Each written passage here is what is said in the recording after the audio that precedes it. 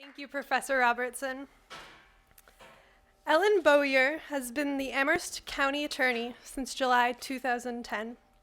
She handles all civil legal matters for the county, including preparing contracts, leases, and other county agreements, drafting ordinances and resolutions for consideration by the County Board of Supervisors, managing any civil litigations against the county, and supplying counsel and guidance to county departments on various issues. Prior to joining the county, she split her time between public and private practice. Before she became a lawyer, she spent 10 years in the field of affordable housing, working at state and national levels. She holds a law degree from William and Mary, a master's from Virginia Tech, a BA and a BA from Mary Washington College. Her status as county attorney uniquely positioned her to assist in the fight against the college's closure, and she is here with us this afternoon to talk a little about that. Welcome, Ellen Bowyer.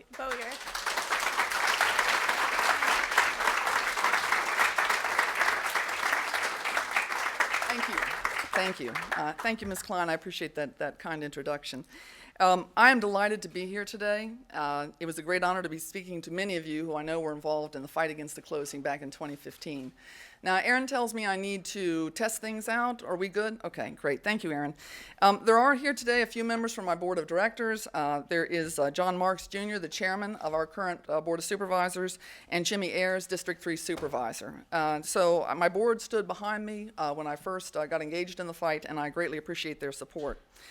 I volunteered last year to teach a class this semester, and so I find myself as an adjunct assistant professor at Sweetbriar this year. Now, we lawyers can be just a little bit top-down, so what I thought when I was planning to teach the course I thought, well, I'll go in there and I'll teach these young women about the fight, and I'll lecture to them and tell them all about the fight. And I thought now, having nearly completed the course, I can say that I hope I have taught my students something, but I know that they have taught me a great deal. And that was a wonderful surprise. I learned a lot from my 15 excellent students. I've got at least a couple of them here today. Now, I appreciate the kind support that everyone at the college has shown me. John Jaffe, Liz Kent-Leon, and Joe Malloy have helped me a lot with library matters, including doing a lot of archival research. Robin C. and M.J. Clark helped me with computer access. Catherine Bost helped me with my course pack. And Julie Hemstreet and Aaron Mailer have helped put this presentation together, so I thank you all. And Jennifer McManamy helped get the word out. I can feel that I'm blushing because I'm very, very warm. It's a very warm day. I'm dressed for a warmer day than it is inside here, so that's just going to be the case. I'm going to blush for a little while, but that's all right. I'm here today at the invitation of the Honors Program. Thank you to Marcia Robertson for inviting me. And I want to give a special thanks to the faculty. The faculty were key partners in the fight, both legally and in terms of holding this college together while the battle was raging. We are truly fortunate in having such a dedicated and talented faculty here at Sweetbriar College. Now, I've reserved my time. I've got a few minutes at the end that I'll take questions from you and try to answer all those questions. If I can't answer a question, I'll get back to you after I've been able to do some research on it. So today is an auspicious day, and Marcia and I, we were talking about this. When we first tried to set this lecture up, we were talking about doing it sometime in April, and we ended up on March 30th. That was the only day we could do it. But today is an auspicious day because March 30th, 2015 is the day that I filed the lawsuit on behalf of the Commonwealth of Virginia against the college's closing. So it's especially appropriate that I be before you today, this particular audience, a year later, to report to you on how things went during the course of the fight. And I can tell you, things went pretty well. We had some, yes, indeed. So I want to address you now, as I would have addressed you on June 23rd, 2015, which was the day after the court proceedings that restored our college to its proper role and position. I would have told you on June 23rd, 2015, about the details of those court proceedings. And I would have highlighted for you the special position that this college finds itself. It's now a standard bearer and a rallying force for the vibrant liberal arts education that creates in its students and nurtures in its alumni a dedicated commitment to justice and fair dealing. Now, I want to tell you a little bit of the whole story, and for that, I really need to start at the beginning. On March 3rd, 2015, I walked into the boardroom. We had a regularly scheduled meeting of the Amherst County Board of Supervisors. So I walked into the boardroom, and there was a piece of paper that was flipped over at my desk. And this is a little unusual. I flipped over the paper and I looked at it. It said embargoed for release until 1 o'clock p.m., March 3rd, 2015. And what that was the announcement of the closing of Sweetbriar College. It was a news release announcing the closure of Sweetbriar College. And I was reading it, and it's one of those situations where you just find yourself just in shock because we had absolutely no idea that this was going to happen.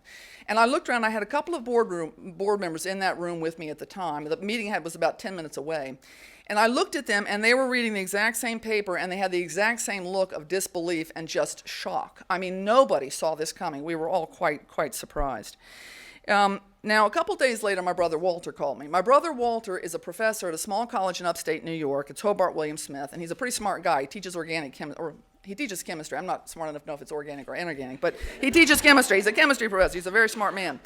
And he says to me, Walter, you'll never imagine, I said, our local college has closed. It's going to close. And I told him this because when he was a freshman in his first semester at Windham College in Putney, Vermont, it closed. It just closed right out from under him. Now, I knew he'd be interested in the story of the college closing. He said, that's really interesting. He said, I hadn't heard about that. He said, I'm going to call you back. And he hung up. And 2 days later, he called me back. And he said, it's a little strange about your college closing. He said, when Windham College closed in Putney, Vermont, he said, we were $500,000 in the red. He said, we were bankrupt. He said, your college has a pretty healthy endowment. He said, the other thing is, the timing is absolutely terrible. He said, your faculty, they won't be able to get jobs. He said, the hiring season has just ended. And for the first time, I had seen the Saving Sweetbriar signs, but for the first time, I started to think, wow, in Judge Updike's timeless formulation, something ain't right. It just was starting to sound a little strange. So now, a few days after that, I got another phone call, and I was sitting at my office desk, and my county cell phone rang, and I looked down, and I knew who the caller was, and I answered the phone, and the person said, how are you doing? I said, I'm fine, and they started talking for 10 minutes about Sweetbriar College. And finally, at the end of that 10 minutes, they said, now, Ellen, you probably are wondering why I'm calling you.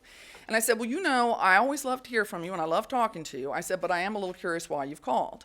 And he said, there's this state law. And, of course, he was talking about the Charitable Solicitations Act. And he says, there's a state law that says charitable corporations can't spend money raised for one purpose for another purpose. And he said, and by the way, and by this point, I had the phone against my shoulder. I was going on my computer trying to find this thing. And he says, and by the way, there's a funny thing. He says, but local government attorneys can file suit on behalf of the Commonwealth to prosecute proceedings against colleges who are spending this money in this improper way. And so I knew what he was saying immediately. And I tell you, right at that point, I was going to have to go to my board, and I was going to have to talk to my board about this, of course. But at that point, I thought this is pretty obvious that I need to do something. So a little while after that, on March 20th, I had a meeting. I wrote a letter to the lead attorney for the college. That was the Hogan Levels attorney, and basically said to him, I said, look, I'm concerned about this closing. I think I might have to file suit. And oh, by the way, I hear that shredding is going on. I said, can you get that shredding stopped? Because I may file suit. And so they issued a preservation order that day. And then on March 24th, I met with all of the college's council, and we had a conversation. But I had heard through the grapevine over the transom, shredding was continuing. That's what I heard. And I could tell from the conversation I had on March 24th that the college was not going to be deterred from its plans of closure. So I decided I was going to have to go ahead and file suit. And indeed, I did a short while after that. Now, one thing I need to emphasize before I get into the details of the fight is that the person we all have to thank for the savior of Sweetbriar College is Indiana Fletcher Williams. 115 years ago, she hired a really good lawyer out in New York, and she told that really good lawyer what she wanted to do with her money and her property. And he wrote her a really good will, a really good, strong will. And as this suggests, the most important issue throughout the entire fight was, in fact, the intent of the college's founder. That's what it was really all about. It was being disregarded in the attempt to close the college, and it was the founder's intent that eventually allowed us to reach a good settlement in the matter. So that tells us that question of the intent will continue to govern the question of Sweetbriar College for the future. So I filed suit on March 30th, 2015, and this was 27 days after the announced closing. And I allege that the approach being taken by the board and the administration was inconsistent with state law in two major respects. One, I said it was inconsistent with the Charitable Solicitations Act. The other violations I alleged were the Virginia Uniform Trust Code. Now, the suit named Sweetbriar Institute, President James Jones, and Board Chairman Paul Rice as defendants, and it asked for several things. First, I asked to enjoin the use of operating funds to close the college. Second, I asked to enjoin the closure of the college altogether. Third, I asked for the removal of the board of directors and the president. And fourth, I asked for the appointment of a special fiduciary. My position when I filed was not on behalf of Amherst County. It was as the Amherst County attorney on behalf of the Commonwealth of Virginia. Now, under the first count of my suit, I argued the attempted closure was violative of the Charitable Solicitations Act, and I've already alluded to this. What that act says is it says a charitable corporation cannot use money raised for one purpose for another inconsistent purpose. So I argued they couldn't use the money raised to operate the college for the purposes of closing the college. The Charitable Solicitations Act explicitly, black letter law in the statute, authorizes local government attorneys to file suit to prosecute actions on behalf of the Commonwealth of Virginia. So I, as the Amherst County attorney, was able to bring suit, and the case was styled as the Commonwealth of Virginia ex rel. Ellen Bowyer in her official capacity as county attorney for the County of Amherst, Virginia. Kind of an unusual title, it's a bit interesting. So I also alleged violations of the Uniform Trust Code, and we were not initially successful with that, but ultimately that was the claim on which a successful settlement was predicated. So you can begin to see from that claim how critically important the question of the founder's intent really was. Now, those were the two claims I asserted in the Commonwealth's case, but another auspicious thing happened on March 30th, and I'm sure you all know about it, and that was that the faculty took a vote of no confidence in the board and the president. This was incredibly important. I remember reading about it. It was kind of late at night when I had seen the article about it, and I said a profound thank you for the faculty to so obviously reject and express their disapproval of the action of attempted closure. And what the faculty said was really quite striking. I want to read a part of it. This is not their entire resolution. These are just going to be some segments of it, but I thought it was quite striking. Whereas the first responsibility of the Board of Directors of Sweetbriar Institute and the president of the college is to protect and carry forward the vision of Indiana Fletcher Williams as indicated in her will to maintain in perpetuity a college that educates women, whereas the current Board of Directors unanimously voted to abdicate that responsibility, whereas many other small colleges and universities have overcome daunting financial challenges against considerable odds, raising the question as to whether the closure of the college was in fact the only sensible response to the current financial situation. Therefore, be it resolved that we, the faculty of Sweetbriar College, hereby register a vote of no confidence in the Board of Directors of the Sweetbriar Institute and the president of the college, and we respectfully ask that the directors and the president resign. That is just phenomenal. That was really just an amazing statement by the faculty. And shortly after I filed my suit, I was joined by White and Case, specifically Michael Shepard and Catherine Mims, on an entirely pro bono basis, I should say, representing the faculty and the staff of Sweetbriar College. Now, the faculty suit was absolutely key. Michael and Catherine were not just very good attorneys, but they were raising contract claims that I would have had no standing to bring. We also benefited when Elliott Shukart filed suit on behalf of the alumni, the parents, and the students. So it was truly a team effort on the litigation. The suit I filed benefited from both the faculty and staff suit and from the suit filed by Elliott Shukart on behalf of the students, the parents, and the alumni. We at that time presented a united front to the world from the litigation standpoint, and that was a major reason for our success. Now, as I've indicated, the will was key to the suit that was filed on behalf of the Commonwealth. So what exactly did the will say? Well, Mrs. Williams directed that her real and personal property, she had certain small specific bequests, but most of it be used to establish and maintain a women's college. And what she said was, I hereby give and devise the said real estate and personal property to a corporation to be formed by the trustees, to have and to hold the same unto it and its successors forever, upon the conditions and for the purposes hereinafter declared, which it shall accept and assume, namely, the said corporation shall with suitable dispatch shall establish and maintain and carry on upon the said plantation a school or seminary to be known as the Sweetbriar Institute for the education of girls and young women. It also provided that the college be established as a perpetual memorial to Mrs. Williams' daughter Daisy, who had died at the age of 16 in 1884. And towards that end, the will said that no part of the donated land shall at any time be sold or alienated by the corporation, and that the personal property herein given shall be kept inviolate as an endowment fund, and which shall be invested and reinvested by the corporation when the income only shall be used for the support and maintenance of the school. Now, just a quick side note, interesting to any other attorneys in the room, the State General Assembly came along, and by statute, they went against that alienation provision. Okay, they said, basically by statute, they said, no, certain colleges can sell their property. The legality of that, a little bit questionable, but if you're interested in hearing about that, I can talk to you about that later, but I'm not going to get into it now. It's too complex, but it's a very interesting point. They tried to overcome the will with statute. Didn't really work. Now, very importantly, The will provided this. It said, the foregoing devise and bequests are made upon the condition that the said corporation shall keep in repair and good order the cemetery on Monument Hill forever. So the college was tasked with preserving and maintaining forever the cemetery, which contains a major tombstone marking the graves of the Williams families, which tombstone Indiana Fletcher Williams had personally designed to her precise specifications and which cost in excess of today's dollars $800,000. Pretty significant. So the college was tasked with preserving and caring for this very important cemetery, and in return, what did they get? They got all the real and personal property devoted to the creation of the college. So that's a very small request by the Williams for a very large bequest, but such is the nature of consideration under Virginia law. You can do it that way. Now, the 4 trustees named in the will sought special legislation from the Virginia General Assembly to create the college, and on February 9th, 1901, following the probate of Mrs. Williams' will, the college was incorporated under the name Sweetbriar Institute as a non-stock, non-profit corporation by an act of the General Assembly of Virginia. And the act created the corporation, quote, as is suggested in the said will, with power to receive and hold all of the property therein described and to accept the real and personal property therein devised and bequeathed, subject to the terms and conditions specifically prescribed in the said will. So you see that the will was, the act was basically incorporating the will. It was all tying together. It was a very, very tight process. I'm going to note a funny coincidence here. The person who introduced the act in the General Assembly creating the college was Senator Carter Glass. And 114 years later, his great-grandson, Carter Glass, was a member of the litigation team at Troutman Sanders that had worked with me as my special counsel throughout the course of the litigation.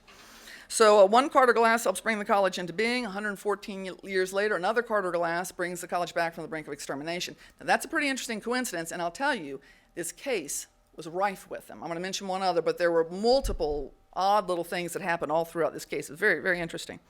In any event, in light of the role of the will in procuring the act of incorporation, we argued the Sweetbriar Institute was merely the trustee of a testamentary trust formed by the will, and as such, as a testamentary trustee, they had no right to modify the terms of the trust documents that govern their creation, and certainly no right to abrogate the requirements for perpetual operation.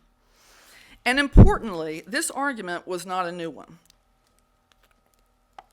The college had, in 1966, filed suit in federal district court against the Attorney General for the Commonwealth of Virginia and the Commonwealth's attorney for Amherst County, seeking relief from another clause in Mrs. Williams' will. And that other clause, that was the other major clause, and that was a clause that limited admission to white girls and young women. This was the case Sweetbriar Institute versus Robert Y. Button. Robert Y. Button was then the Virginia Attorney General. The college wanted to integrate, and after being denied in the Virginia courts, the Virginia Supreme Court abstained from considering the case. They fought their way through the federal courts, including taking an appeal to the United States Supreme Court for the right to admit African American students. Now, the interesting thing is the College Board of Directors, after all of this happened, they did this big paper sort of explaining the Sweetbriar case and why they pursued this action the way they did. And here's what they said. This is a part of what they said in that. They emphasized that their primary goal was compliance with the founders' intentions. And what they said is this. This was something that was published in 1968. They said, throughout the recent litigation in which the specific question at issue was whether Sweetbriar could have an open admissions policy or must have a racially restrictive policy, the board's unceasing effort has been to sustain and abide by the principal directive of the founder. The controversy hinged on the determination of this board to discharge fully its trust under the founder's will and to do so by legal means. So in 68, they were celebrating the founder's intent. Now, in its initial opinion, which it included as an appendix to its final order permanently enjoining the racial restriction, the federal district court observed this. He said, the action is being brought by Sweetbriar College as a testamentary trustee, administering its trust according to the law of Virginia. They also said defendants are charged by law with the enforcement of the terms of charitable trusts existing in the state, such as that embodying Sweetbriar College. Now, I want you all to keep the Button case in mind, because I'm going to come back to it. And the reason I want you all to keep it in mind, and the reason I'm going to come back to it, is because you would think that when we raised the Button case, and we held that up there, and we put it in our brief, and we said, look here, federal courts have called us a trust before, you would have thought that would have had an impact. You would have thought the courts would have said, well, it's clear the college is a testamentary trustee. They held themselves out as one when they pursued action to deal with the other restrictive provisions in the will. And the federal courts confirmed that status. But the interesting thing is, and we had very talented jurists in the state, none of the courts we went before paid any attention to the Button case at all. And I found that puzzling and has very much informed my thoughts about the college for the future. So you may wonder why it was so important that we confirm the college's status as a trustee. Well, because as the trustee of a charitable trust, the college is subject to several specific state laws. It was then, and it is now.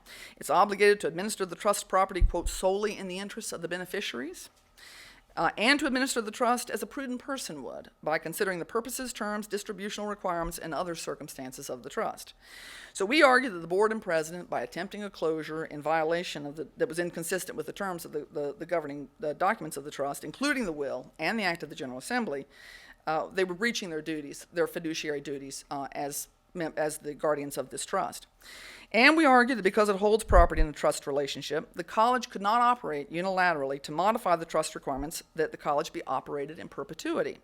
Instead, the college would have to apply to the state circuit courts under the doctrine of, I wish Madame Killiam were in the room right now, under the doctrine of si pre, which is a French term, and that means as near as possible. That is to say, any use, if you can't make the original trust keep running, any use you make of those that trust property has to be done in a manner as near as possible to the settlers' original intentions. That doctrine is codified in state law, Virginia Code 64.2, 731. It says that if a particular charitable purpose becomes unlawful, impracticable, or impossible to achieve, or wasteful, the court may apply si pre to modify or terminate the trust by directing that the trust property be applied or distributed in whole or in part in a manner consistent with the settler's charitable purposes. Now, when we went before the trial court on April 14th and 15th, we won some and we lost some.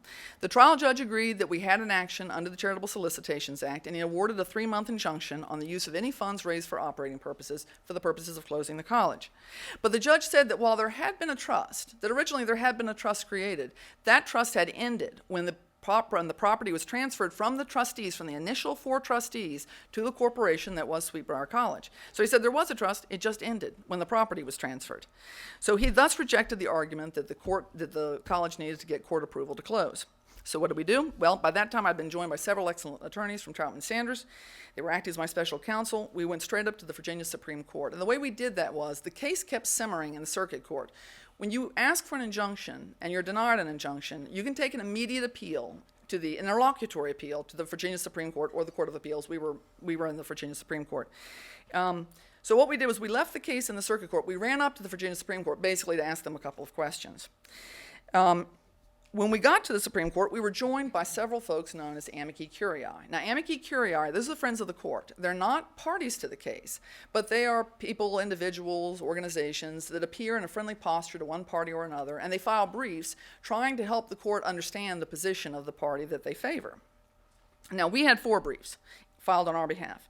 One was from the county's legislative delegation, one was from the case involving the alumni, the parents, and the students, and one was from some very experienced fundraisers, including the firm Alexander Haas. But a 4th brief, and the one I think was most important, was filed by 3 Virginia trust professors, all of whom had been involved in the formation and the implementation of the Uniform Trust Code in Virginia. And that was Jade Rodney Johnson, Professor Emeritus at the T.C. Williams School of Law at the University of Richmond. It was Johnny Donaldson, Professor Emeritus at Marshall Wythe School of Law, College of William and Mary. And it was Robert T. Danforth, a professor at the Washington and Lee University School of Law. And this is where another funny coincidence happened. 12 years ago, I was working for the Virginia General Assembly, and I was working for the Office of the Legislative Services. And Legislative Services basically provide staff support to the General Assembly. And we get kind of slow during the summers because it's most busy during the legislative years. So during the summers, we always look for special projects. And one special project that I was involved in was taking the Uniform Trust Code and putting it into Virginia state law. Because you've got uniform codes, you've got to tailor them to fit with your state code. So we were doing that. And I was involved with numerous practitioners and lawyers and professors who were working on this with me. And I was basically drafting the legislation while they were sort of explaining, how it needed to be drafted. And it turns out that all 3 of these professors, of course, had been involved in this initiative. So I knew them from that process, and I know a little bit about trust law, but I will tell you, it is quite complicated. Now, the trust professors, in their amici brief, explained several very, very important things. They explained that the will had created the trust, that the trust did not end on the transfer of the real and personal property to the college, and they explained that the college is a trustee. Specifically, they said, it's a bit dense, but let me go ahead and read this. The trust created, this is what the professor said, the trust created by the terms of the will did not terminate upon the transfer of legal title to the residue of the estate to the Institute, although the particular duties of the initial testamentary trustees may have ended upon such transfer. The equitable burdens imposed upon the residue and the associated fiduciary obligations were not removed by transfer of title and continued to bind the successor trustees. The equity jurisdiction of the courts of the Commonwealth to enforce these fiduciary obligations was not abrogated by the transfer. It's great language. Professors also explained that I, as county attorney, had standing to sue to enforce the terms of the trust, and, very important, that if accomplishment of the purposes of the trust have become impossible, the defendants are obligated to invoke available statutory means of reforming or terminating the trust instead of proceeding unilaterally as they have done so far to date. They then went on to say something truly extraordinary. To resort to a self-help remedy, closing the college instead of submitting to judicial supervision as the defendants have done in this case is illegitimate and improper. Now that is very strong language from trust professors, I can assure you. And the Supreme Court recognized it as such. At oral argument on June 4th, the Chief Justice referenced the brief by observing at one point to defendants' counsel that 3 eminent Virginia trust professors vehemently disagreed with their position that the trust had ended. And the college's status as a trustee. So it's very hard to overstate the value of that brief to the ultimate case. Now, the Supreme Court heard oral argument on June 4th, and I'll tell you something interesting. The full court heard this oral argument. Typically what you would have is at most a panel of 3 justices, but no, we got the full court. That was really great. And they ruled on June 9th, 2015. So they heard oral argument on the 4th, they ruled 5 days later. Very, very fast. Just to give you a sense of typical time frames, there was another case that was heard right before our case. And that decision did not come out for another 3 months. That didn't come out till the middle of September. So we were on a fast track. In any event, in their ruling, the justices said very simply that the trial court erred because trust law could apply to a corporation. That's all they said. Very, very simple ruling. And they sent the case back down to the circuit court for resolution. Now, the Supreme Court had only extended our injunction to June 24th. So we hurried back down to the circuit court, and we had an initial hearing on June 16th. And we had to have this initial hearing and sort of deal with some preliminary motions and get things scheduled and that type of thing. But at the initial hearing, the trial judge made an interesting observation. He said that had the Supreme Court thought only that he got the law wrong, but he got the result right, they never would have remanded it. So he said that they must have thought he got the result wrong. Never mind the law. They must have thought he got the result wrong, and that's why they sent it back down for him to do a redo. And for that reason, on that day, the circuit court judge vacated all of his prior rulings except for a few general provisions, but basically took out all the stuff that said that we didn't have standing, that we didn't have a trust, vacated all of that, and we had a clean slate to move forward for a fresh result. Now, the lawyers representing the faculty were way ahead of us on scheduling, and they already had hearings scheduled for the 22nd to the 24th. But their lead attorney and the attorneys, Michael Shepard, very graciously shared those dates with us. Yet another way in which we worked closely with counsel for the faculty to bring this matter to closure. Now, with the benefit of the Supreme Court ruling, that was really what paved the way to closure. We were able to finally settle the case on June 20th. And we used the hearing date on June 22nd to present the proposed settlement agreement to the court and to get the court to enter an order affirming that agreement. Now and then, I think some of you were there, in a courtroom packed with enthusiastic Sweetbriar alumni, faculty, staff, and students, the judge actually held aloft the amici curiae brief of the 3 trust professors. And he said he'd gotten it, we had sent it to him. He explained he had read it closely because he had Professor Donaldson. He studied under Professor Donaldson in law school. See, there's another weird coincidence. I mean, it's amazing. He said when he saw Professor Donaldson's name on that brief, he said, I got to read that brief. So he read the brief, and he stated unequivocally that the brief expresses the status of the law in the case. And what I want to do, I just want to read briefly from the transcript. This is Judge Updike speaking at the hearing on the 22nd. This is what he says. He says, and I wanted to state that in the event that anyone in the future has any interest in knowing what is the applicable law in this case, all you've got to do is read that brief, and I will not elaborate because they've said it much better than I can, and that is the analysis that I have applied in revisiting the rulings that I've made in this matter in the past. So that was really great. It was a momentous statement, and it was one that really helped us bring us to a very good conclusion. Now, we've talked a little of our recent past, and we know where recent events have left us.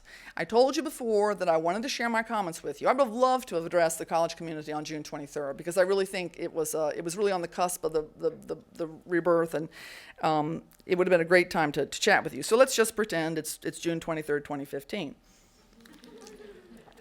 Now, Sweetbriar College has a revolutionary past that was a critical factor in its surviving the closure attempt in 2015. Indiana Fletcher Williams sought to support the comprehensive education of women and girls, and that was quite a radical concept in her day. You have to understand that when she acted to set this college up, she was working at a time 35 years after the end of the American Civil War and 20 years before women got the right to vote. So it was quite a radical concept for her day. So there's no question but that Indiana Fletcher Williams was a progressive woman who envisioned a role for women in modern life that is perfectly compatible with where we are today. And the kind of women who come out of an institution formed under those auspices are just the kind of women to take a stand and fight for the preservation of the institution. And that is, of course, exactly what the Sweetbriar alumni did.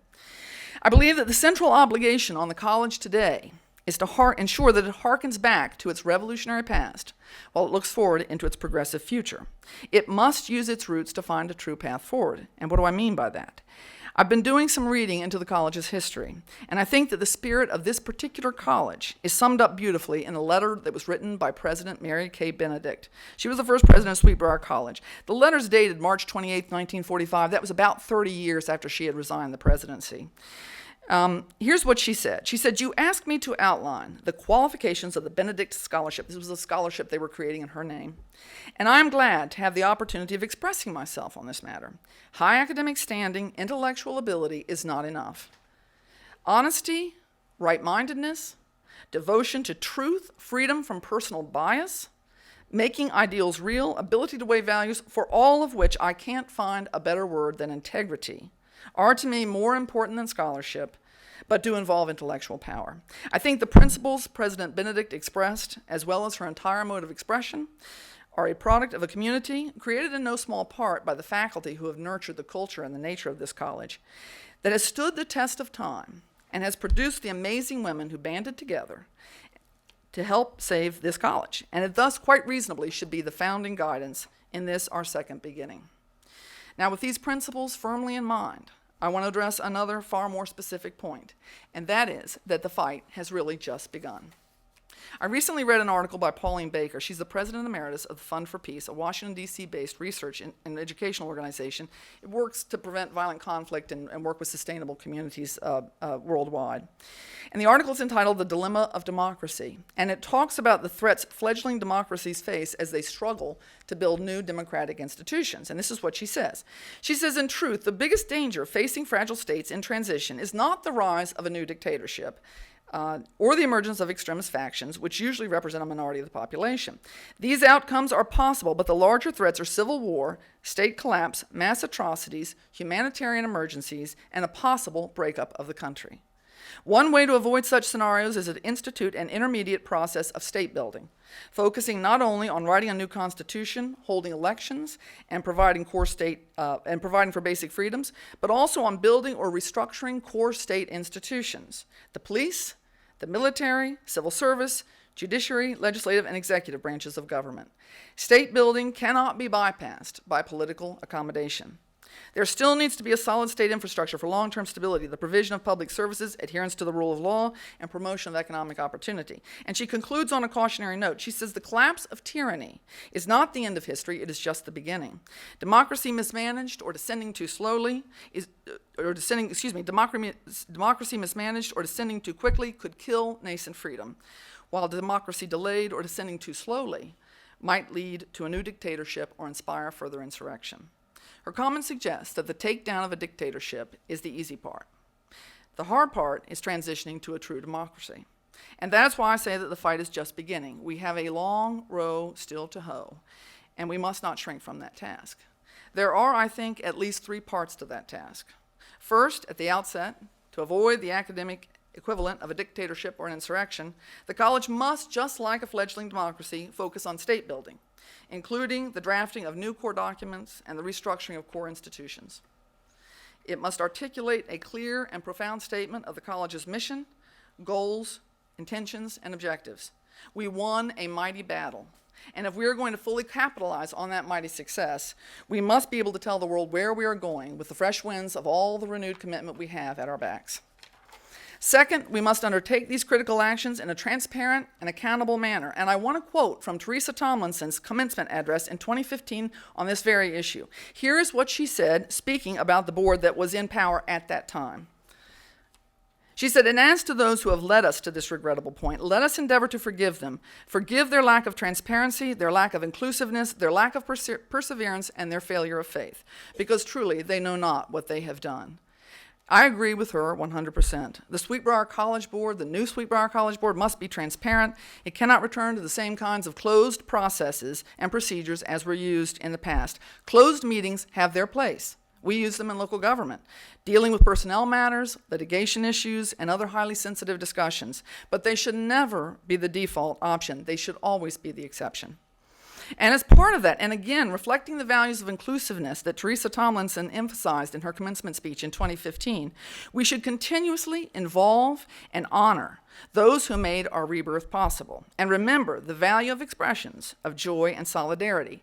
Many people, faculty, staff, students, and alumni were involved in the victory, and we must look to all of them and create a process inclusive of all of them as we start building for the future.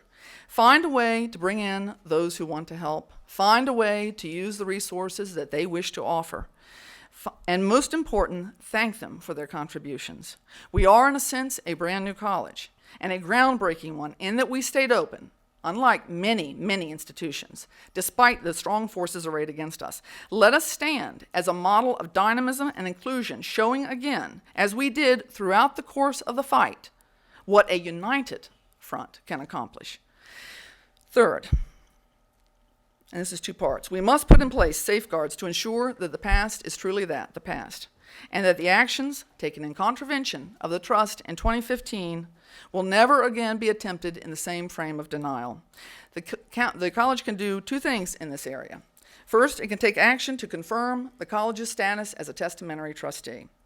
I told you earlier to remember the Button case, the case that resulted when the college went to court, presented itself as a testamentary trustee, and fought against the racial restriction. That case contains clear, it's a federal district court case, and it contains clear language stating that the college presented itself as a testamentary trustee. But remember that none of the courts involved in the 2015 litigation took any notice of that case. Well, in this case, we don't have a Button-type ruling. We don't even have that. We have a settlement agreement, and that settlement agreement doesn't talk about the status of Sweetbriar College as a testamentary trustee. So if we couldn't win in 2015 with the Button case, we're not going to win in 2065 with the Bowyer case or whatever it would be. So that's why we need to take some action now to try to confirm the college's status as a testamentary trustee for the future. Now, trust law is a complex area of the law. So the most immediate action the College Board could take would be to pass a resolution stating that they recognize the existence of the trust established by Indiana Fletcher Williams under her will for the purposes of creating Sweetbriar College, that they recognize that the college is the testamentary trustee of this precious trust, and that they are bound to operate the college in accordance with the purposes specified in Indiana Fletcher Williams' will. They could go even further by retaining counsel to advise them on the availability of specific legal action that might help confirm the college's status as trustee. I know everyone is extremely busy, and because I consider this matter so important, I want to help take the weight off the board staff. I will go ahead and prepare a draft of that resolution, and I'll circulate it for the board's consideration. With my board's concurrence, I also would be more than happy to volunteer my time in any legal, to help structure any possible legal action. Second, the college should give careful attention to the processes for appointment and succession of board members, so as to ensure that a minority or a majority cannot pursue action detrimental to the college's continued operation in conformity with Indiana Fletcher Williams' will. I know that much work is being done on the bylaws. I hope that work is being pursued with an eye towards the past. There must be balanced representation on this board. Never mind other college boards. Remember, we are a unique organization at a pivotal point in our history. And there must be provisions for fair and neutral appointments to ensure that otherwise healthy levels of debate and disagreement are not stifled. I consider both these actions, as well as one other factor, critical to our future survival in our original state. And that other factor is this college has wonderful students. Knowing my students and being on campus and meeting other students has shown me how brave and resilient and powerful these young women are, both during the fight and after. We would not have a college today if these dedicated young women had not returned, confident that they could still complete their education at an institution that many people still assume is closed. It's been surprising. Bravo to all those brave students who have staked their academic future on this college's success.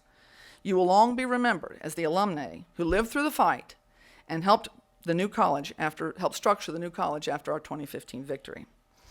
I want to close by remembering an exchange I had late in the Sweetbriar fight. On June 12th, I got a wonderful email from an alumna expressing support, and she basically said, "What can we do to help you? We want to help you." And I wrote back and I said, "I'm fine."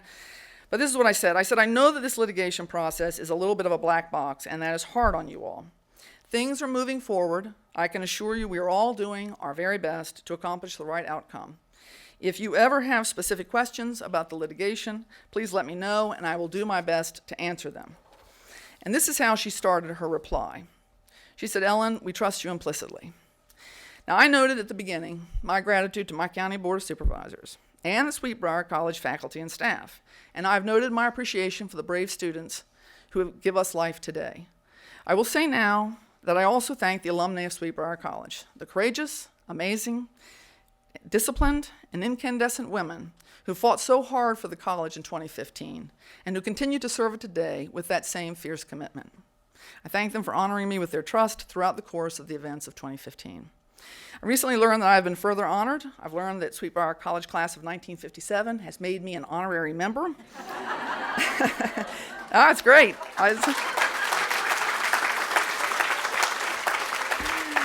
Yes, I said it's a distinction I shall value to the ends of my days, so I thank you, class of 1957. I am delighted to join your ranks. And I like to think that Indiana Fletcher Williams would have approved. Thank you.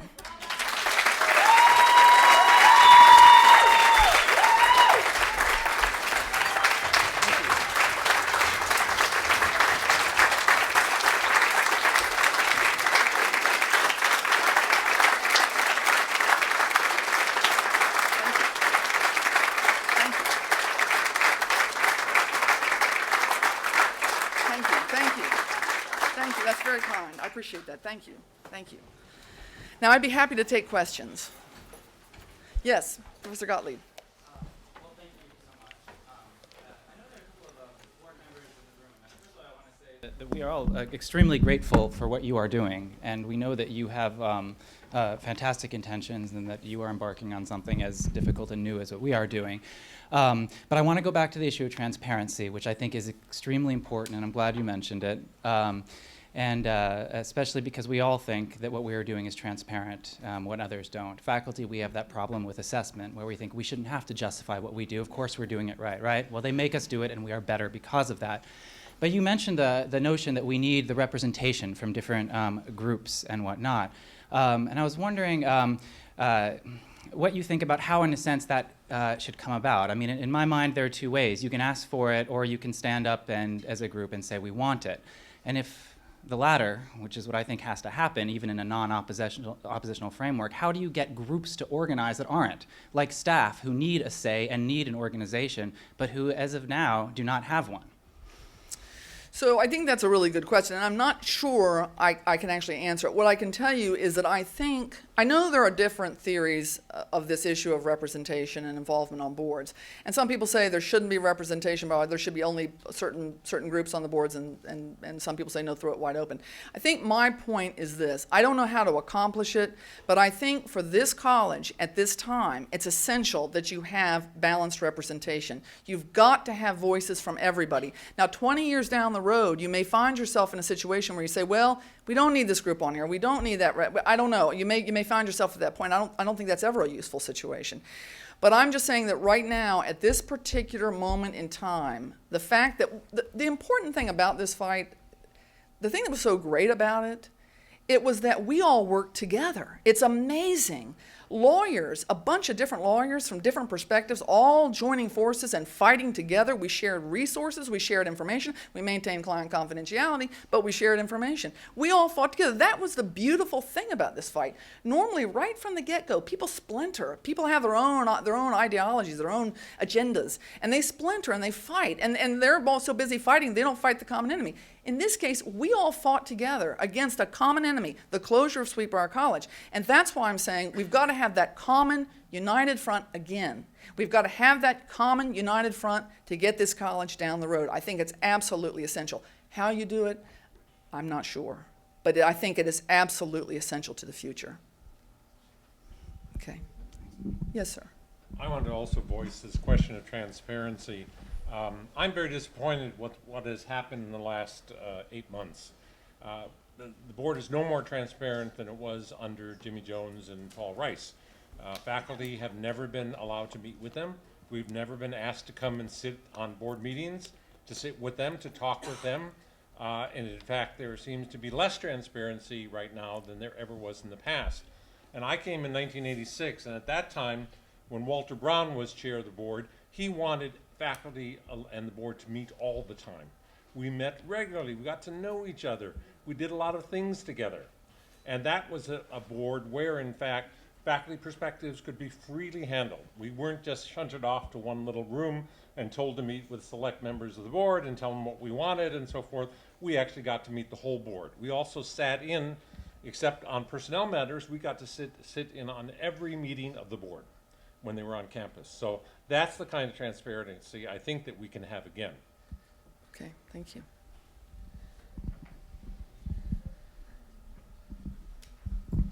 Yes, sir. This is a general question. You mentioned several things that were peculiar to the Sweetbriar situation and the Kelker case. But what if an organization that didn't have those things could demonstrate that the board was not acting in the best interest of the institution? Do they have legal recourse? Well, that's a really great question. Helen, could you repeat the question too, Oh, I'm just sorry. so for later when it's online? Sure. Yeah. The question was that there were some unique things about the structure of Sweetbriar College. I think I'm getting this right, Professor Kirkwood.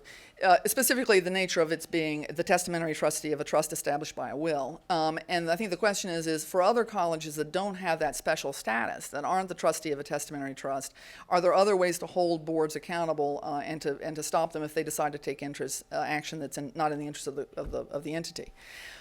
Did I get that? Is that correct? Yes, thank you. So that's the really interesting question here. When we filed suit, and I think we saw it in the Supreme Court, at one point Justice Kelsey asked the defendants' counsel, he said, "Why are you contesting this so?" And what I think Justice Kelsey was saying, I'm not sure, but what I think he was saying was, you've got Saving Sweetbriar Inc., you've got the alumni array to save it. The college doesn't want to close it. Everybody wants to save this college. Why are you all trying to close it? I think that's what he was saying.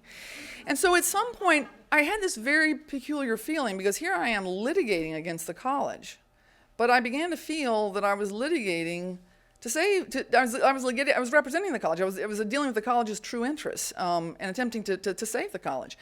So where you don't have, and I am getting to your question in a kind of a roundabout way, where you don't have that question of who represents the true interests of an institution, had Sweetbriar College been merely a corporation, like Randolph-Macon College, had they been merely a corporation and not a trustee of a trust, what the board would have said was, look, we know what's going on with this college. We have to run this college as a corporation. And as the directors of a corporation, we exercise the business judgment rule, which is the reasonable rule saying what does a board of directors do for behalf of a corporation? It's the business judgment rule. And in fact, that was the argument that the defendants kept advancing, was they kept saying, no, there's no trust here. We're not a trustee. All those fiduciary duties that are associated with the Virginia Uniform Trust Code don't apply to us. We're operating a corporation, and we need to operate it in the best judgment of we, the directors. And so what is, in the absence of finding, which wasn't in our case, but in the absence of some finding that there's something bad, something criminal going on in a college, if they didn't have the status as trustee, you're going to have a hard time fighting that, because they do have the business judgment rule, which in most circumstances I think is an eminently sensible rule. It works in Virginia. But And that's why I said, Professor Kirkwood, at the beginning, the person you really have to thank for the savior of Sweetbriar College is Indiana Fletcher Williams. She's the one who put that will in place. The will established the trust, and that was what protected this college. Yes, Professor Chang. Could you tell us a little bit more about why the Button case is so important with regard to this whole idea of the testimony trustee? I don't really understand it, and I think it's a key point, and I'd like to know more about it. Okay, so the Button case, remember that when Indiana Fletcher Williams did her will, so when Indiana Fletcher Williams wrote her will, African Americans could not attend schools with white people. Okay, they couldn't. By law, they couldn't. And so the big question that arose for the trustees in the 1950s and 1960s was Indiana Fletcher Williams, did she want to segregate the schools, or was she just going along with what state law required? And the consensus seems to have been she was going along with what state law required. We don't know if that's right or wrong. She's not here, but that was the thinking, was that she was going along with what state law required. So she had this racial restriction in her will, and it said the school was for white girls and young women. And the college wanted to integrate. They wanted to bring in African Americans, and what they basically did was they basically told the Virginia Attorney General and the Commonwealth's Attorney for the Amherst County. They said, look, you can't enforce. We're going to bring in African Americans, and you can't sue to enforce the terms of this trust that says we can't do that, because that's contrary to the 14th Amendment. And so they made this argument, but they had to go through the courts to make this argument. So the point is when they went through the courts, they didn't just get together as a board and say, you know that pesky provision she had in there about white girls and young women? They didn't say that. They didn't say, well, we're just going to annul that. They knew they had to go through the courts because they were the trustee of a testamentary trust. They didn't have the right to say, Indiana Fletcher Williams had in her will that it's white girls and young women, but we're going to change that. They knew they didn't have that power. So they submitted themselves to the court's jurisdiction. They said, courts, we want to get this racial provision enjoined, and you have to do it, courts. We can't do it because we're just the testamentary trustee we're just a trustee of a testamentary trust. We can't change the terms of the trust. They knew that. And that's why the Button case was so critical, because they went into federal district court and they said, look, we're the trustee of a testamentary trust. We can't change this term. We're asking you to enjoin the Attorney General and the Commonwealth's Attorney from ever trying to enforce this clause. Does that make sense? It's a bit complicated. So that's why we need to establish that formally as a resolution. I think so. I think what I'm trying to say is, here we've got the Button case. And in the Button case, the college presented itself. They said, courts, we're throwing ourselves on your mercy. Please enjoin this racial restriction. We can't do it. We're just the trustee of a testamentary trust. We don't have the power to change the terms of the trust. We had that case. We put that case in our pleadings. It got nowhere. I mean, none of the courts paid attention to it. Now, maybe we didn't frame it right. Maybe we lawyers fell down on the job. We didn't explain its importance enough. I'm not sure what happened. But all I'm saying is we don't have that kind of ruling in this case. We don't have anywhere where we've gone before the courts. Well, we've made it in our allegations, but we don't have a ruling from the courts that say, yeah, we understand you're the trustee of a testamentary trust. We understand that. We don't have that. So if we don't have even that, given the little success we had with the Button case, I think the college might want to memorialize that is in fact what they consider themselves to be, the trustee of a testamentary trust, and that they are bound by the terms of Indiana Fletcher Williams' will. Does that answer your question, Professor? Any? First, I want to say thank you for being willing to draft a resolution to help in this case, because we all need that.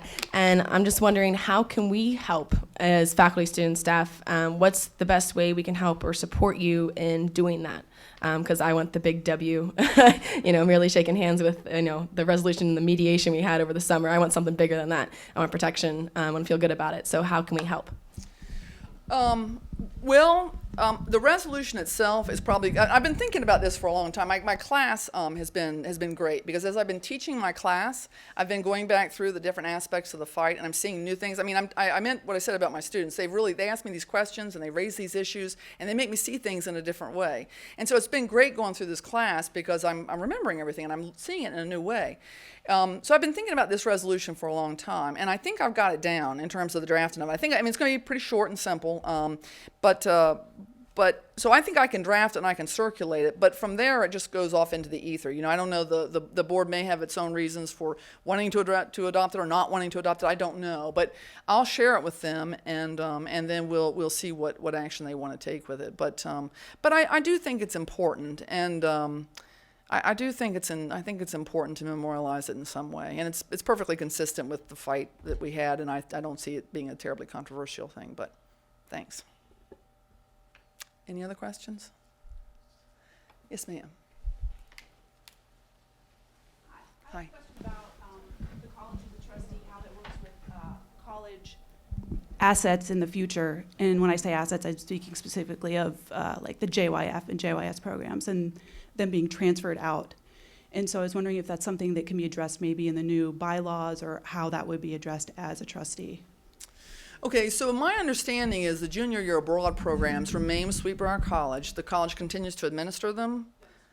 One of the really interesting issues was when the whole fight was going on, I suddenly started getting my inbox just filled. My email inbox was filled with all these emails, and they were all from the JYA alumni. And what they were telling me was something very interesting, which is that the funds and the monies associated with JYA are really not, let me see how to say this, they're not properly the college's property, in the sense that if the college was going to close, the JYA, the Junior Year Abroad alumni, wanted the monies associated with JYA and all the properties. There are properties owned in France, there are properties owned in different places. They wanted all that money and property to be picked up, taken out of Sweetbriar College, and given to somebody else. They wanted another college to take over that property and continue to administer it. Because Sweetbriar College took over that program, the JYA. I think we got it from the University of Delaware.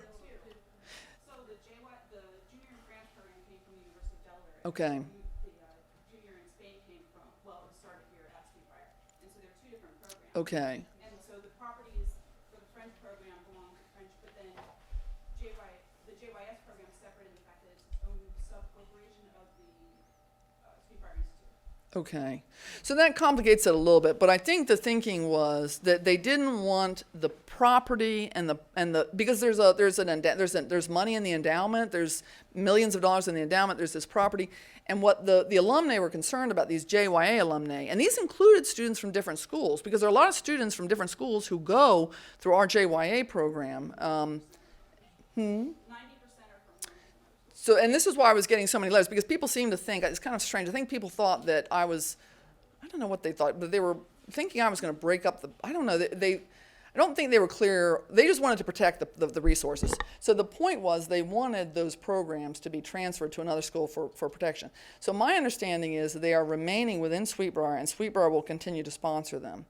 Are you asking how they should be protected in the future, so that once again, if anything happens in the future, once again, the college doesn't try to include them when they break up the college? Is that? Well, my question is how can they be protected so they can't just be taken away, and also the money that goes with the programs, can that be protected in the future? I'm wondering if there's ways that can be incorporated into the bylaws that are coming into existence now, or how that's being handled in the future, because they're in a they're a very unique case on how the programs are run here at Sweetbriar compared to many other programs. Okay, so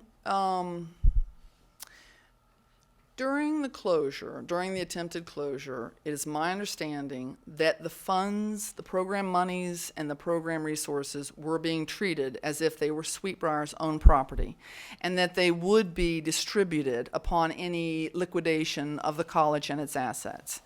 Now, how you go about sheltering them and breaking them out specifically so that if there ever is any future dissolution of the college, which let us hope it never is, but how you go about protecting them in that unhappy event, you definitely could structure documents, you could definitely structure agreements to provide for that.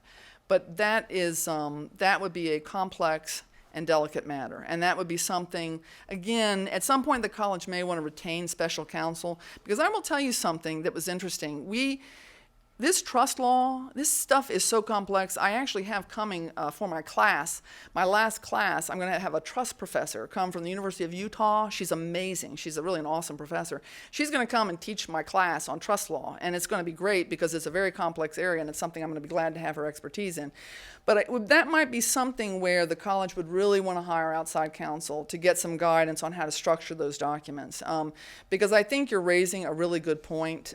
Those programs, it was surprising how I think they were being viewed. Well, they were viewed as assets, but they were initially going to be sold, and then you were told that you can't sell educational programs. So then they were being transferred. But I think there was money still changing hands there, so it was a little blurry as to what was actually happening. Well, I think what I was understanding, the point of confusion was that it seemed clear to me that it appeared to me that the program assets were being viewed as if they were Fletcher Hall. I mean, in other words, they were being viewed as though they were hard assets within the college. Now, I could have misunderstood something, but that was how I understood they were viewing it. And it's that view that you would want to get modified and get clarified for the future. And that's really not a bad idea anyway, because there may come a time when Sweetbriar says, I mean, I think it's a wonderful program. I think it's really very much a part of Sweetbriar. But there may come a time where Sweetbriar says, maybe there's another institution that should handle this program. And then you would have a much easier and smoother process of transferring the programs in that eventuality. Thank you. Yes, ma'am. Hi. I, like many people, do not have barely any knowledge about trust law, but I was wondering, this is probably just a very simple question, is there any benefit to the college, well, the board, not coming out and passing a resolution that says that they fully recognize themselves as a trustee to a trust? Is there anything in terms of like operating as a corporation that it would be in their benefit not to? Because I'm assuming otherwise they should just go ahead and do it. I was wondering, devil advocate. Absolutely. Yep.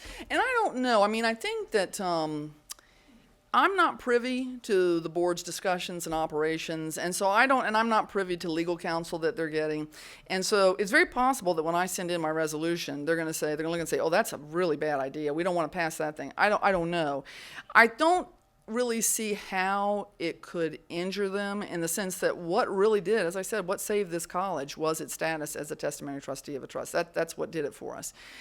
Because it wasn't until the Supreme Court came down and said, oh yes, trust law can apply to this corporation, that we got a little bit of a sea change, and there was settlement within a couple of weeks. But there might be something. There might be some problem with it, and I think that would be something the board would have to debate internally. Nothing's occurring to me as we speak, but there certainly could be something that I'm not seeing. So as I said, I'll set the little thing out there and set it aloft, and we'll see how it fares. But that's an interesting question. There might be something. I'm not sure though. If there was any time where a trust and a corporation are dealt with, and which one would take precedent over each other? Okay, so that's another interesting question. And one of the arguments that the defendants made repeatedly throughout the course of the fight, before we eventually settled it, was they said, well, you can't have trust law and corporate law applying to the same entity. And in fact, in the brief that my professors did, they said, yes, you can. You can. You can have different standards applying. I mean, maybe this standard applies in this aspect and this standard applies in that aspect. I'm not saying it's the clearest thing. It may not be the simplest thing to administer, but it's very possible. They don't conflict, right? One, generally roughly speaking, trust law is going to set a higher standard than corporate law. Okay, it's going to set a higher standard, and there's going to be more outsiders viewing the proceedings under that higher standard. But they're not incompatible. They're not bad. One of them is just going to be a little tougher than the other one, and you'll just have to make sure you're adhering to it. But it's a good question, because that really was one of the nuts of the debate was, no, we're just a corporation. We're not a trust. We're not the trustee of a trust, and we don't have to do this stuff. So it was a big part of the argument. Do you know any other colleges that are founded in a similar way? I'm sure that there are other things that are created, like nonprofits or museums or different things that are left in memoriam that would be created similarly. But do you know any colleges that are? Well, that's a good question. In October, there was a decision. The question was, are there other colleges that are formed with a trust that might be subject to some of these higher requirements? And interestingly enough, there's a college named Paul Smith College in upstate New York. And Paul Smith College is a bit of a struggling college. They've got, it's a small enrollment, they have a small endowment. They were formed by a young man who formed and established the college and named the college in honor of his father. So Paul Smith was his father's name. And he basically said, as part of the governing documents, he said, I'm going to give you this money, but when I give you this money to form the college, you've got to call that college the Paul Smith College. That's the condition on this money. So there was a wealthy philanthropist, I can't remember her name, but she was willing to give the college, I think, $30 million. She had already made several generous bequests to the college, but she was going to give them, I think, $30 million, a lot of money. And basically what the college did was they went to court, right? They knew they were bound by this term in this gift. And they went to court and they said, Judge, we want to change the name of our college, because the woman wanted to give the money. The philanthropist wanted to give the money in exchange for the college being named after her. The name would change. I think she may have wanted to add her name, but she wanted to have her name on the college. And what the court said was, they said, and this is very interesting, it's kind of subtle. What they said was, this changing the name is not essential to saving this college. Forget about the money she's offering. Changing the name is not essential. It's not the name that's making this college impracticable or impossible to operate. And so the court denied them. The judge said, absolutely not. You cannot change your name because you can't show me that a name change is essential to your continuing to operate this entity under this restricted gift. And so they denied it. And I don't think she gave the money. I wouldn't be surprised if she hadn't. She did not. She did not. Okay, thank you. How much was it? I think it was 25 or 20 is quite a gift, but in any event. That's right. It's one of the points the woman in the back is making is that this individual philanthropist had made multiple gifts before, but not this one. Yes, sir. Is there any chance of getting some of the money back that was basically down the drain as a result of this whole incident? The question is whether there's any possibility of getting money back that we lost in the course of the fight. Most of the expense of the fight was in the attorney's fees. And no, we can't get that back. I mean, we can't. I don't see it. I mean, I don't think there's been any, to my knowledge, there's been no evidence of any kind of wrongdoing or anything that occurred during the course of the college. So I don't see any kind of recovery mechanism, unfortunately. And I think we're still a little unsure of how much money actually was lost. But no, sir, I don't think so. Yes, Professor Fink. I have a non-legal question. You said that you were representing the Commonwealth of Virginia in this suit, but you really are working with the town of Amherst and the county of Amherst. What do you see? I think we all learned that there are tighter connections between the college and the community, or there should be stronger ties than there have been. What are some ways you could see going forward that those connections would be strengthened? Well, I think that's a really great question. And the question is, how can the linkages and the ties between the college and the community be strengthened? I know that my Board of Supervisors adopted a resolution. Actually, it was the day after the settlement statement. And they adopted a resolution, and they named June 23rd as Sweetbriar College Day. And now the question is going to be, June 23rd is coming up. We got to do something, right, to celebrate. But we did, but I think what their intention was to say, this is great, the college is still existing, and we are absolutely thrilled. So they passed the resolution for that purpose, and I think they'll be thinking about ways to celebrate it. I don't... The other way, what are the ways we as a college can do more? Right, well, I know that y'all are having a celebration, I think tomorrow, on the 31st, and I know that was open to the community, and so I think people are aware of that, and I'm sure you'll get many community people here. I don't really know. I think we're all going to have to kind of feel our way forward, but I do want to tell you all something that you probably don't know, and that is that when I was working on this suit, I sort of expected people to say to me, why are you doing that? Your business is with Amherst County. Why are you working for this college to help save this college? But, you know, not one person said that to me. People would come up to me and say, you know, I mean, all walks of life everywhere, at the courthouse, in the county admin building, out in the food line. People would say, you know, I remember going to the daycare center when I was a little bitty child. I remember going to the daycare center on the college, and wow, I loved that. And I remember, you know, going to the boathouse, and I remember swimming and fishing in the lakes. And I remember walking the hills in Sweetbriar College. And you would be amazed. I was astounded at the amount of connection that the community already feels to this college. They are very proud of having Sweetbriar College in Amherst County. This is one, I was talking with one, and they followed the case absolutely with great interest. And it wasn't just because, oh, this is an economic engine for the county. That wasn't what it was. That was quite the secondary issue. I addressed a meeting of the Rotary Committee, the Rotary Club, and they told me, they said, well, you have, I think, 30 minutes, and they said, we only meet for an hour.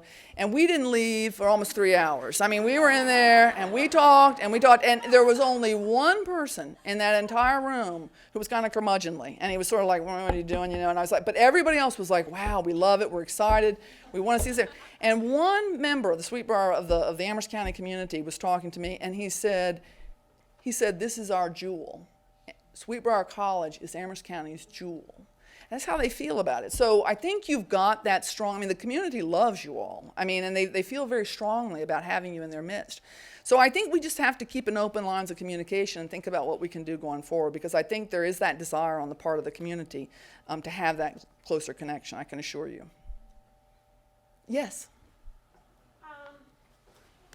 Maybe other people here understand this better than me, but I was just wondering if you could explain why the Sweetbriar Board, faced with lawsuits from every major constituency, you know, the faculty, the students, the alumni, the county, to keep the college open, why they fought so hard to close it. It makes no, and were so unwilling to compromise. I just wonder if you had any insight as to why they felt it was so important to proceed as they did.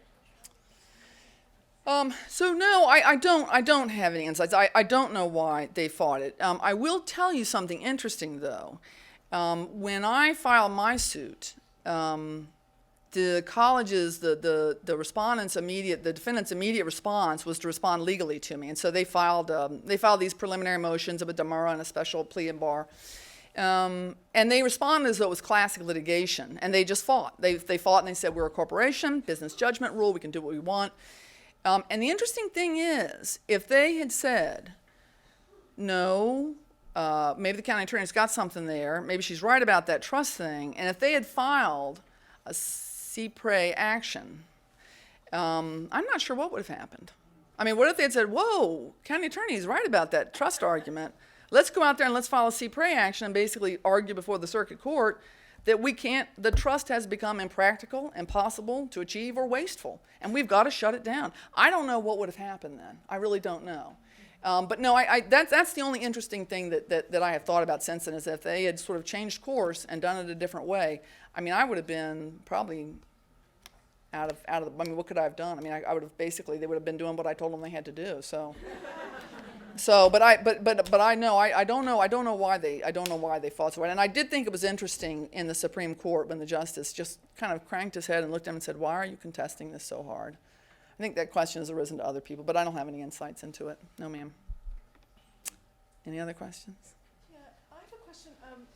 You're arguing that the trustees should affirm the identity of the college as a way of because it's so rare that colleges are founded by testamentary trusts, and that most other private colleges are nonprofit corporations. It's you see it as fragile, you know, given the state of law today, that it was very hard to get buttoned to, you know, get traction. So how much should other private colleges be concerned, or in Virginia? I mean, I think it's a matter of concern because of the way that colleges and universities are so connected with communities and, you know, a whole variety of constituencies. It isn't like a modern nonprofit. It's much broader, yet it seems that the laws that govern private colleges are modern nonprofit law.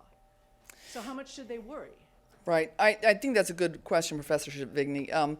I think that the question is really why I think should Sweetbriar College memorialize its status as a testimony trustee of a trust, and what does it mean for other colleges that they may not have that status? You know, I started out this lecture by saying that the most important thing in this whole thing was the founder's intent. And that is a critical issue in law today. To me, the most amazing thing about this college, I'll tell you, when I was first working on this, I didn't know much about Sweetbriar College. I've been over here, thought it was beautiful, really, knew the history of the college, knew a little bit about the history of the college, thought it was wonderful. But I remember finding out that the students on Founders Day, along with everyone else, tramps up the hill to pay a visit to the cemetery. And you know what I thought when I heard about it? I thought, well, that's really charming. That's quaint. I don't feel that way anymore. I think traipsing up the hill to visit the cemetery and go lay flowers on the gravestones is awesome. I think that's fantastic. I mean, Indiana Fletcher Williams was an amazing woman. I can't say that enough. I mean, she was tough, she was disciplined, she was strong. And she sent out a will and she said, I want to do this thing. Now, one day, the purpose is this institution may not be, I don't know. It will be 200 years in the future, maybe something's going to come. I don't know. I think Sweetbriar College has a bright, bright future. But the reason it's so important to say we are the testamentary trustee, we are the trustee of a testamentary trust, and we are bound by certain things, is because it is. That's really important. 115 years ago, a woman had a will written, and that's really important, and we should honor the intent that she had in forming the college, and the best way to do that is to announce, this is who we are, this is what we are, this is where we take our strength, because it is where you take your strength. It's what saved you. And so I think it's the right thing to honor that and to say, this is who we are. And other colleges that don't have it, well, I think that they're far less interesting. I mean, this college is just, well, I do. I mean, I think this college is amazing the way it came together. I mean, it's amazing, especially, again, given the time in which she was operating. And the day, I mean, she was an extraordinary woman. I mean, the more I learned. And the other thing, and I'm having my students do a lot of reading about some of the earlier presidents. I mean, we've had amazing women leaders in this school. I mean, these presidents, President Benedict came in, and when she arrived, she was in her 30s. And when she arrived, I think she had one student enrolled. I wish Lane Rainville were here. She told me she couldn't make it today. But when she arrived, she had one student enrolled. I think she had like a faculty member or two. She built up, she got multiple students, I forget how many, but she got enough to make a viable first-year class. She also recruited faculty at the same time, and she did all this without any kind of Sturm und Drang or bluster. I mean, she did it from the ground up, and that's amazing. And she was here, I think, for about 10 years, and then we got, I think after that, it wasn't Metaglass, it was, oh dear, I'm drawing a blank. It's an unusual name. But in any event, we've had just multiple leaders of this college. No, she was 46 to 50. It was,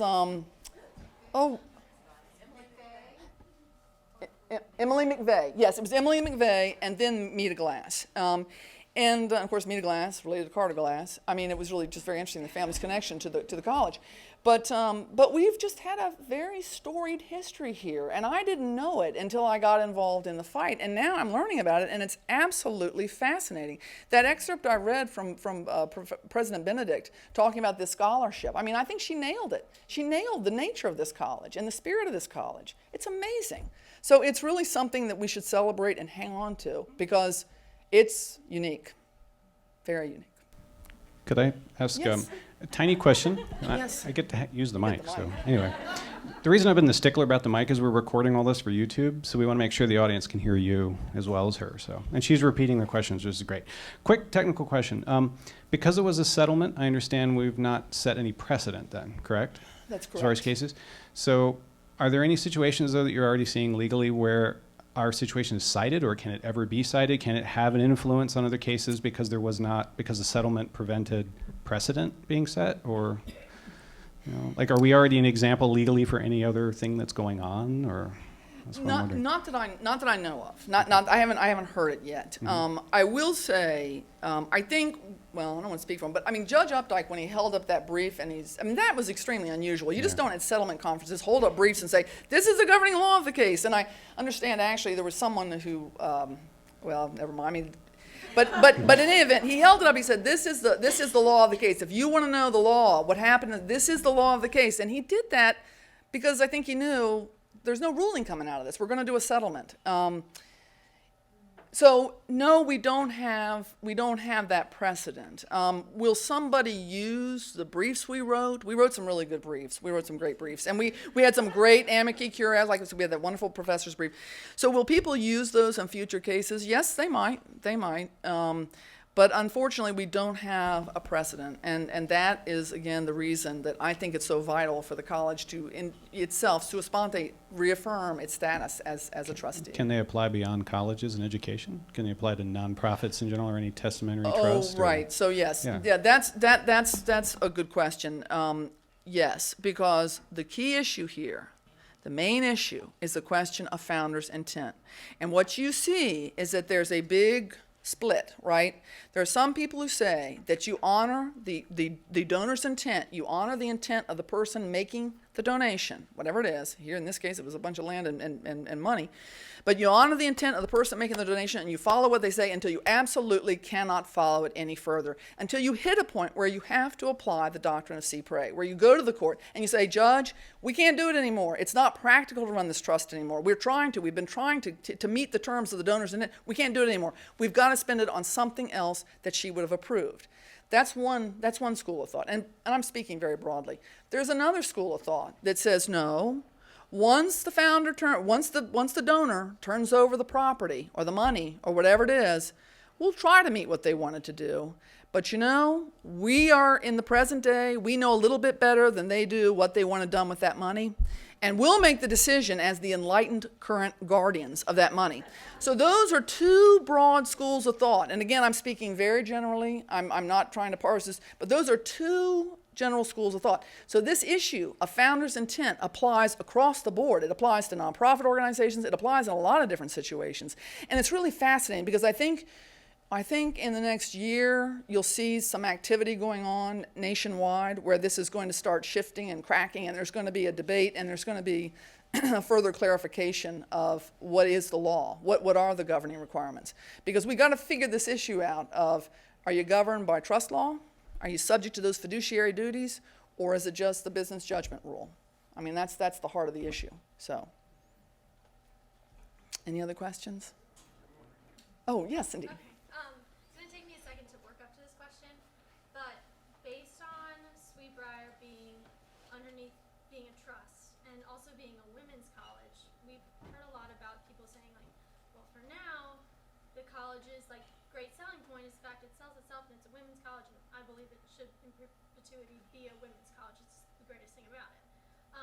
But so many women's colleges have either dissolved or gone co-ed, but do you believe because it's subject to being a trust and the will that it would be almost virtually impossible because the women's college piece of the trust and the will is so inherently connected to the belief of the founder that it would be extremely difficult for Sweetbriar to ever be co-ed, thus making that part of the mission extremely strong? So remember when I talked about the Paul Smith case? What the court said in the Paul Smith case was, forget about the $30 million you're being offered. We're not even going to look at that. What you're asking to do is you're asking to change the basis for which a gift was given to you. You're asking to change the name of the college. And we don't see where changing the name of the college is going to make it any easier for you to raise money. Again, forget the $30 million. This is a fundamental thing that they were wanting to do. And so I think what you would see is if Sweetbriar College wanted to go co-ed, what they would have to do is go to the courts and they would have to say, we have got to admit men. We have no other way of running this organization dedicated solely to women. We have got to admit men or this trust is going, this organization is going to fail. So that's going to be and I'm making this very generally, of course, so that's the nut of the argument to get it changed. You have to show that the condition that you're seeking to change is the thing that's making the trust impossible to operate.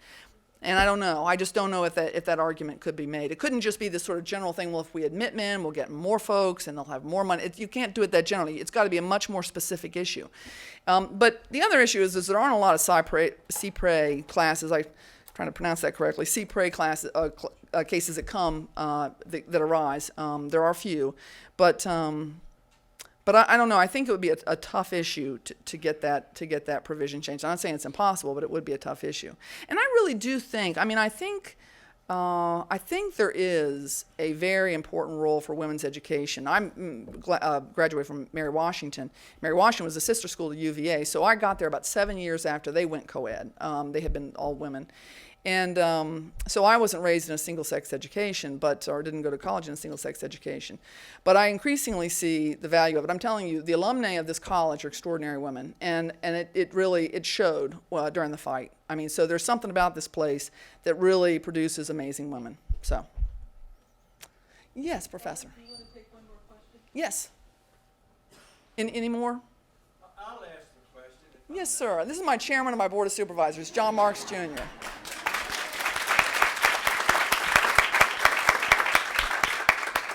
I'm a long-time resident, I shouldn't say long time, but I've been here a while. And at one time, because I know a number of young ladies that went to Sweetwater College because they were Amherst residents, free of charge. That was changed somehow by the court, and I'm not sure whether you, all of your research, looked at all of that, but how did that come about? Did the college throw itself, like you were saying, on the courts and say, we cannot continue to operate it? Was that the same principle that was used? I don't think. I think that what that was not a provision of her will. This is a question of admitting Amherst residents free of charge. And I actually know a few people whose daughters came here under that provision.